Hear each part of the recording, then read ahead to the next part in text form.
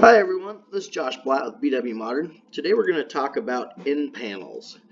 End panels are going to be what we're going to use, to finish off the sides of the cabinets where we're, ending our runs of, cabinetry. So if we see here, if I come over into the right-hand sidebar for the kind of rendering stuff, if I render this thing, and when we drag cabinets in, they have doors on them, but they don't have a finished end panel on them. The end panel is really going to be what's going to, finish off your runs of cabinets where you have an exposed side. So let me kind of show you where those guys are at here. And if we go back into the designer and we come over here to our catalog, we go down here, we got our base ends and fillers tabs. So if I open up one of these, the first thing that's going to come up is this base applied end. So I'm going to drag this thing in, and you see it just simply snaps to the side of a cabinet here.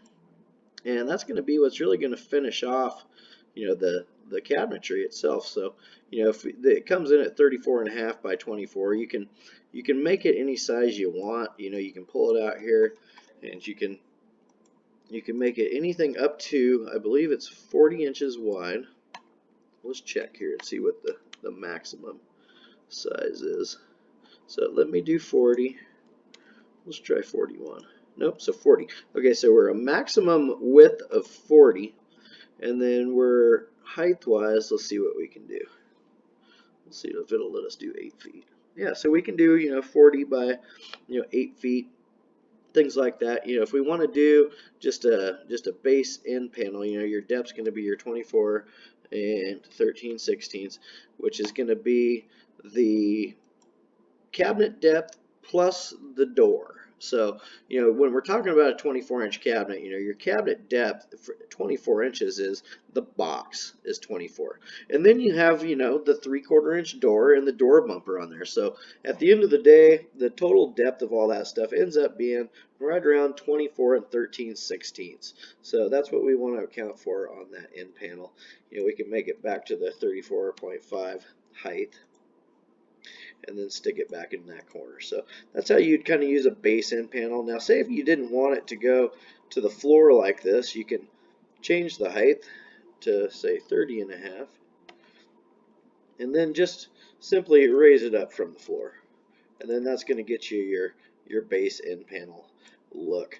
Now, now that we're looking at it, we can see that the countertop is just sitting here flush to it. Let's see if we can actually move that left overhang over just to make our drawing look appropriate here.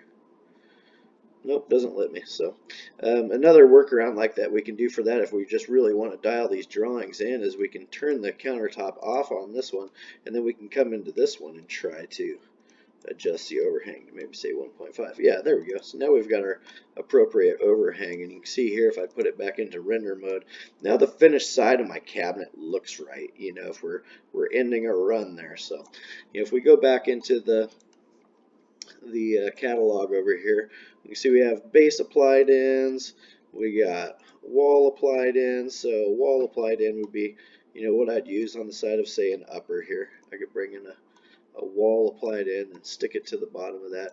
One thing I'd always suggest when you're using applied ends in the designer is, you stick one in, just take a quick look at it. So you can see here, this one I just drug in, and it's not quite out the same distance as the doors. We can visually see that there. So you can pay attention to that kind of stuff, and you can really dial it in on the designer. So say I just take this thing and I change the size of it. I want to add maybe a little bit of wall scribe, so in case my wall's a little bit out of level, I can trim off a little bit of the back side of it where it touches the wall and make sure I've got enough material to cover that. So now you can see there I'm out past the door, and that looks appropriate.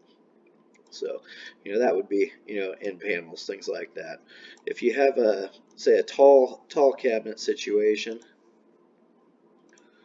we have tall end panels down here too. So, and those are just going to come in, at a bigger size. If I drag in, say, a tall applied in, it's going to come in at 26 3/8 by 84, and we can change that size there again to anything we need, because everything's totally customizable. So you can really get in there and fine tune your drawings. A tall end, if I drag in a tall cabinet here, say maybe we're doing our oven cabinet, and I bring in my 30-inch oven cabinet, snap it into the designer, and I click it into there like, click it into there like that.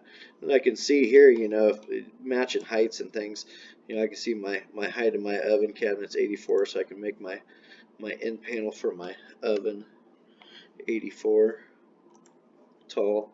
And I can just kind of really look at it visually and make sure it's, the right size, make sure it's covering everything how we want it. And then once I get that one really dialed, a really cool thing that we can do here with any component in BW Modern, if you spend a little bit of time on one side, getting it, and say you need another one, is if you simply just click that, drag in another one, it'll bring in the one that's the same size, and we can use our end panels that way. So these are different ways that we're going to use end panels here on different kinds of designs that are going to finish things off. So say I've got my ovens here, and then I want to drag in, say, an upper, and I bring in a two-shelved upper, stick it in here next to my oven cabinet. Little hint, guys, 54 inches on uppers is kind of where we always go. It leaves you 18 inches plus minus, from the bottom of the countertop to the bottom of your upper. It's the adequate space needed, for small appliances and things.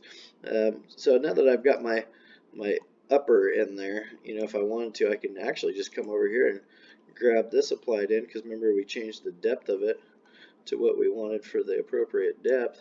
Stick that in there, and that's kind of what you're going to do to kind of create, your finished sides of stuff, as you're creating your designs, to finish off the sides and make everything, look finished, instead of just having the interior material showing on the outside of your cabinetry. So that's the kind of the how-to on the applied ends, and hopefully that was helpful for you guys.